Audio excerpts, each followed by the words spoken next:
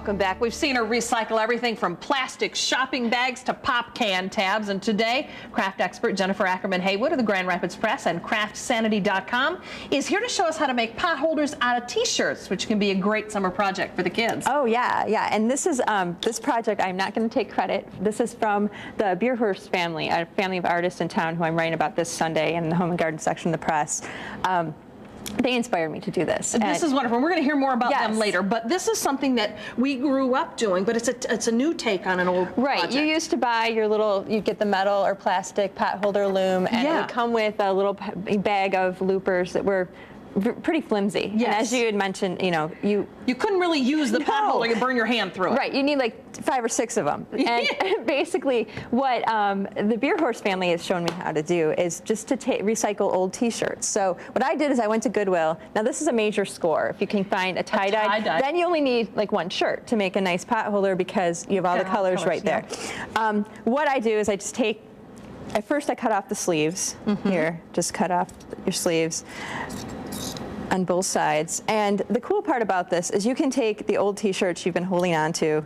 If you want to make a t-shirt quilt with the front of it, if your kid hasn't been in t-ball or soccer, save the front part or the number from the back and then put the rest to work. So then you're left with this. And I usually separate the front and back, so you're not working with too much of a thickness here. You can make a little template. I'm cutting these 2.5 by 6. The Beerhorst family cuts them a little bit smaller, but my daughters were having trouble stretching them across. And they're like, Mom, this isn't fun. So I made them, just kind of test it out and see what works best for you. I like to use a cutting mat, rotary cutter, and this plastic template to help me out so I can see. But if you don't have all the gear, pretty easily cut. Just use your scissors. It's going to take a little longer, but you're going to be fine. Okay, so just go 2.5 up here, and then 5 over, and then you just turn it and then cut. Actually, what I'm going to do is bring this up. So you're left with these big strips, and just cut.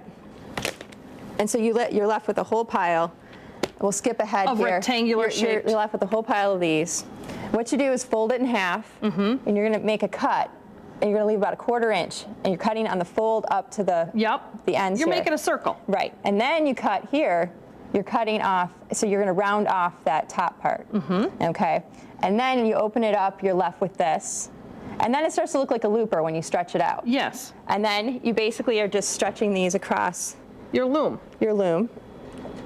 And you just fill that all the way up, and then moving over here, you're just doing the under over, same thing you learned back in school or summer camp. And the tighter you push it up that loom, guys, the better you're going to do. Not have little holes that are going to burn you if you plan to use this as a pot holder. However, you don't have to use them just as pot holders. No, you don't. And what I'm going to do, because I have a lot of pot holders, I made a lot of these as a kid, and I never really outgrew this infatuation with the pot holder loom. As most crafts, I have not outgrown. What I'm going to do is make a bunch of these and sew them together and make a little rug or like a bath mat, because it's very thick and absorbent. You can also make yarn out of this.